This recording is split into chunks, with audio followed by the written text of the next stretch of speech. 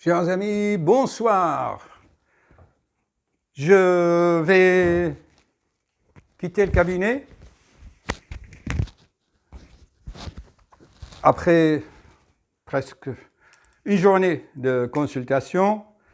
Je vais enlever la blouse blanche, le stéthoscope et comme d'habitude, pendant que je me change, je vais vous faire la quintessence ou une sorte de résumé de ma journée.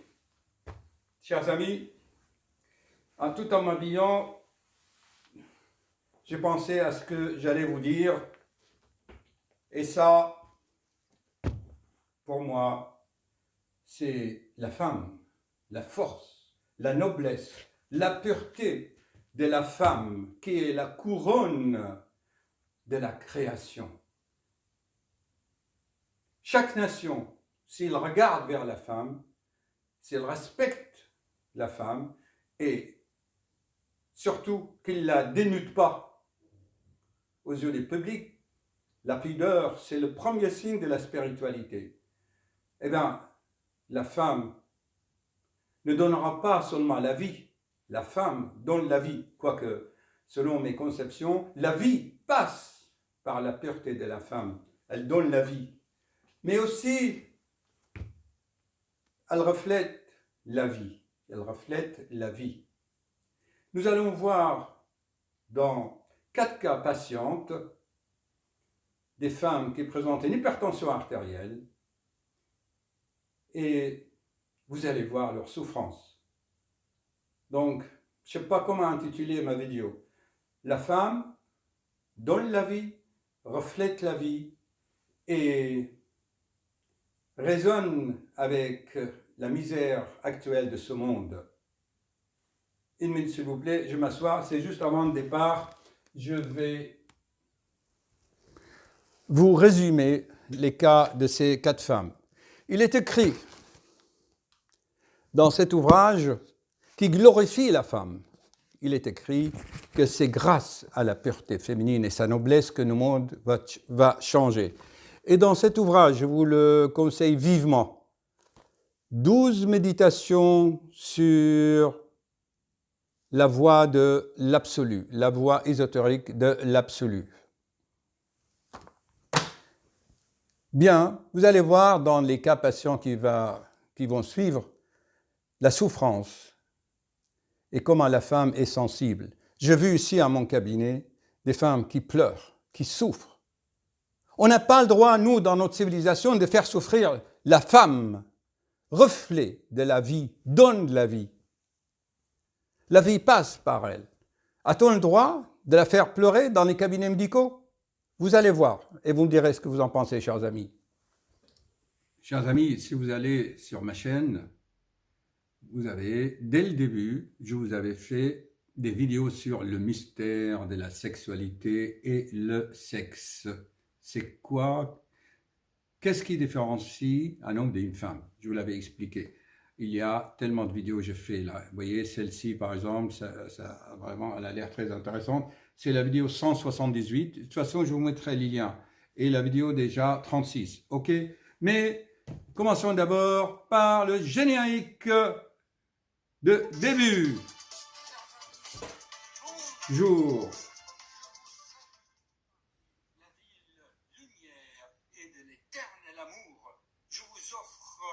Nouvelle vidéo. Pour continuer le combat de la vie. Pour les cœurs, à cœur vaillant, rien n'est impossible, chers amis. Tan, tan, tan, tan, tan, tan.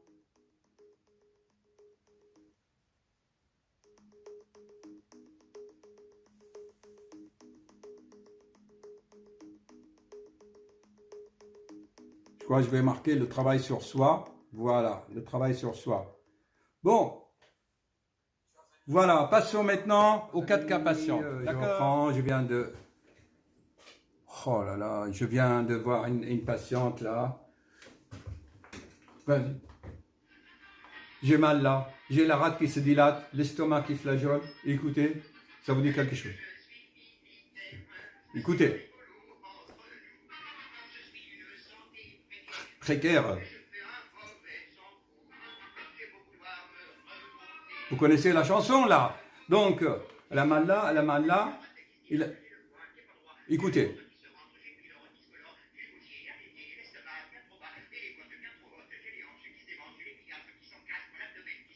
L'abdomen qui se démène. Écoutez cette chanson. Stoppez. Et dites-moi l'auteur, c'est qui? Gaston Ouvrard. C'est Gaston Ouvrard. Je vous mettrai les liens de cette chanson. En fait, c'est quoi? Cette patiente, elle veut pas se soigner comme on le dit. Elle a une fibrome en bas de l'utérus, une orange qui saigne.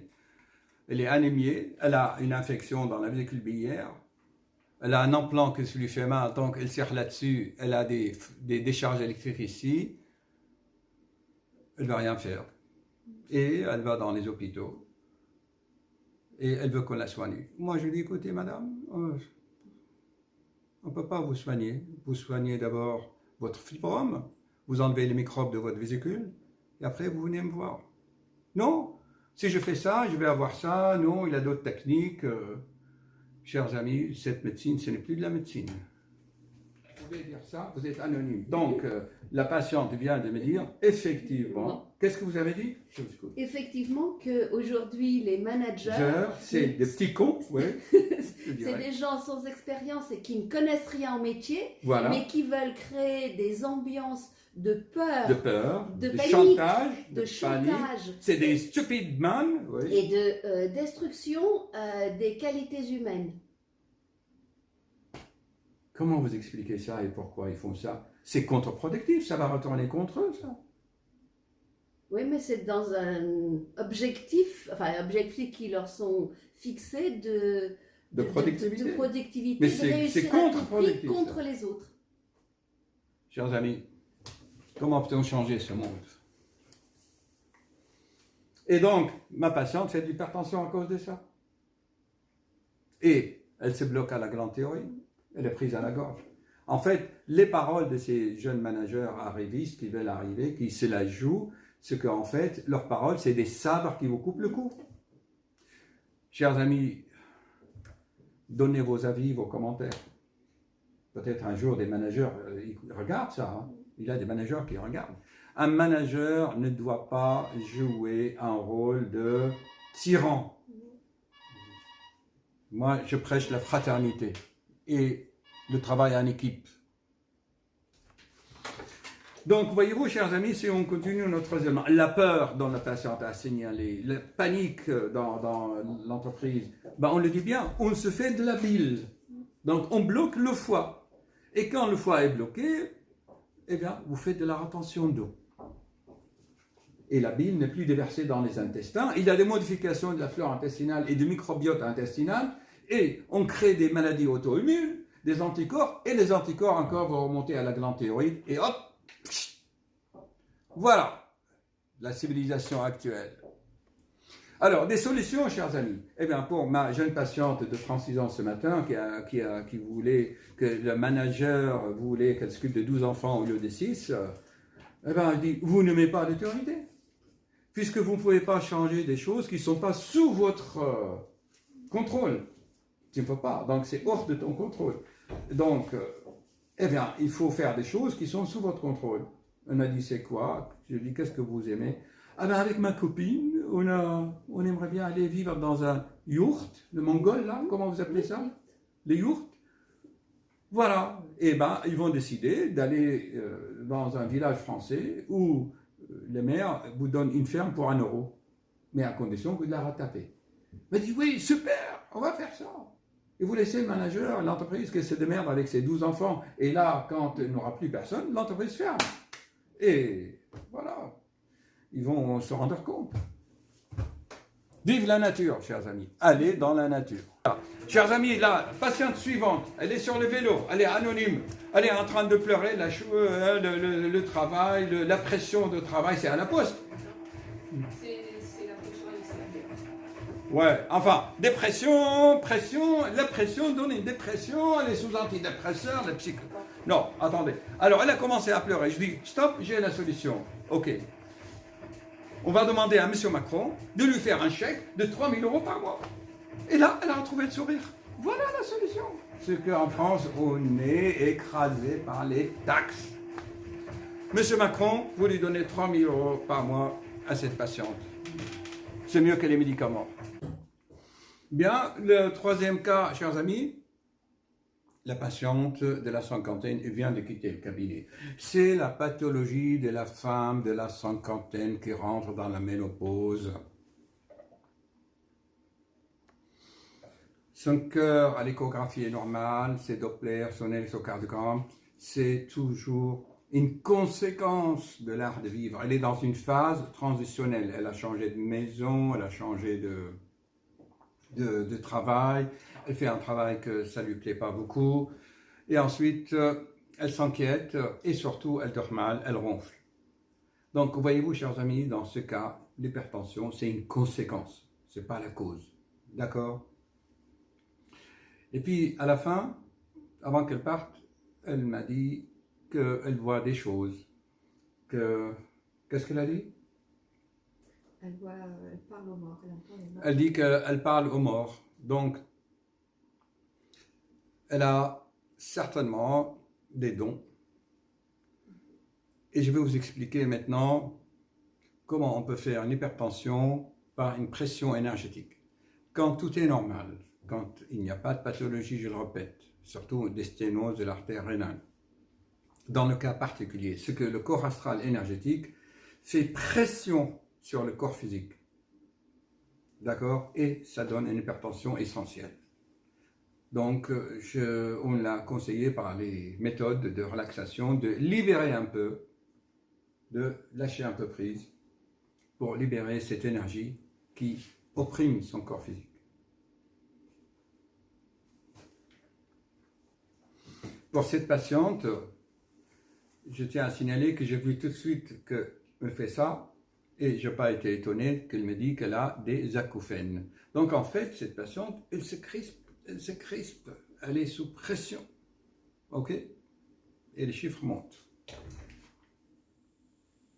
Voilà, bonsoir chers amis. Compte rendu après la consultation d'une sympathique patiente qui présente une hypertension artérielle. Ok?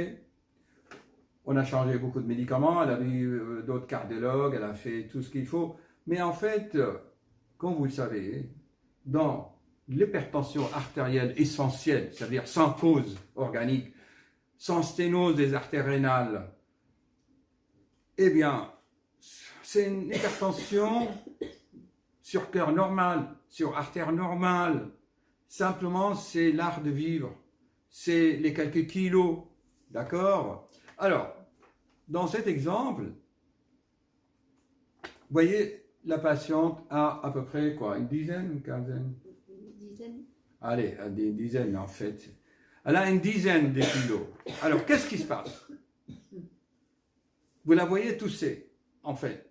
Elle tousse parce qu'elle a des remontées parfois. Donc, le diaphragme se bloque et ça remonte parfois, d'accord? Et ensuite, il y a des apnées de sommeil. Voilà. Et les conséquences de cela, c'est que eh bien, tout cela, ça fait décharge d'adrénaline et la tension monte. Bien, le profil de la patiente, c'est un profil plutôt hépatique et lymphatique. Ça veut dire à la tendance spontanée à retenir l'eau. Dans le cas actuel, c'est quand même un dysfonctionnement de la glande thyroïde ici. Quand la glande thyroïde ne fonctionne pas bien, le cholestérol monte. Il ne faut pas traiter le cholestérol dans ce cas-là. Cela signifie que la glande thyroïde, eh bien, elle est un peu paresseuse.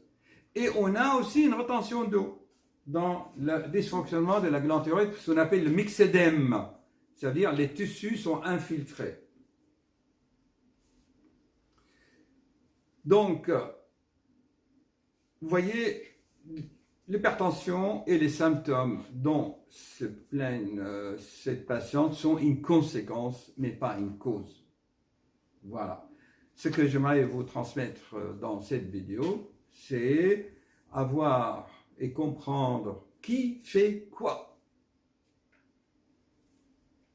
Dans le cas actuel, l'hypertension, ce n'est pas la cause, c'est une conséquence de la vie. Elle a encore 10 ans pour être à la retraite, d'accord? Bon, en attendant, on l'aide avec les quelques médicaments. Voilà. Mais là, je lui ai dit, hein, on a atteint les limites des médicaments. Elle a 3 médicaments pour l'hypertension, actuellement. Une machine pour respirer la nuit pour les apnées. Donc, on va lui donner encore un petit anti-reflux, d'accord, et encore des plantes pour le stress. Maintenant, le message que je vais transmettre dans cette vidéo, c'est que l'ail, les gens mangent de l'ail en comprimé. Moi, je veux bien l'ail, j'ai rien contre, c'est dans la salade avec l'huile d'olive, du citron. Mais l'ail en comprimé, franchement, c'est anti-nature. Et en plus, dans l'ail, il y a du soufre. Et le soufre va vous donner des sensations de chaleur, de rougeur. D'accord, mais de temps en temps. Pas tous les jours. L'organisme n'est pas habitué comme les gens qui prennent du curcuma. Bon, le curcuma, c'est aussi à la mode, c'est bon aussi, c'est bien, je vous le conseille, c'est bon pour le foie, d'accord? Mais par des petites cures d'une semaine, on alterne, ça veut dire le juste milieu, d'accord? Bon, il y en a qui vont prendre des curcuma 3 fois par jour pendant des mois, ils font que ça. Ah, le curcuma, c'est bon pour l'Alzheimer, le foie, c'est la panacée originelle. L'être humain, si vous voulez. Alors, en France, on essaie de résoudre nos problèmes par les médicaments. C'est un peu l'esprit à la française, c'est bien. Là, ce matin, j'ai reçu pareil une jeune femme. En fait, elle a fait une poussée de tension, des palpitations, d'angoisse, d'attaques de panique. Qu'est-ce qui s'est passé? Bah, normalement, elle s'occupe des enfants. La sécurité veut qu'il ait 6 enfants par responsable, par monitrice. Elle en a déjà 8. Et le manager a voulu lui coller 4 de plus, ce qui lui fait 12 enfants pour une seule monitrice.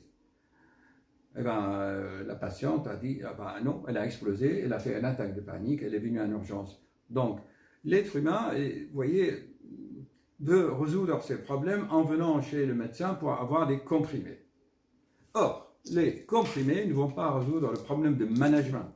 Et en France, et beaucoup de managers dans le monde entier, ils se prennent pour des leaders. Et en fait, le manager, c'est pas ça son rôle. Le manager, en France surtout, il veut atteindre des objectifs, il donne des ordres. Et en fait, il prend le rôle de leader. Les leaders, c'est au leader d'atteindre l'objectif. C'est au leader qu'il doit embaucher plus de personnel, plus de managers. C'est pas au manager de faire le travail de leader ou de chef d'entreprise. Mais hélas, c'est souvent, on a des souffrances à cause des managers. Voilà. Voilà, chers amis, quelques remarques.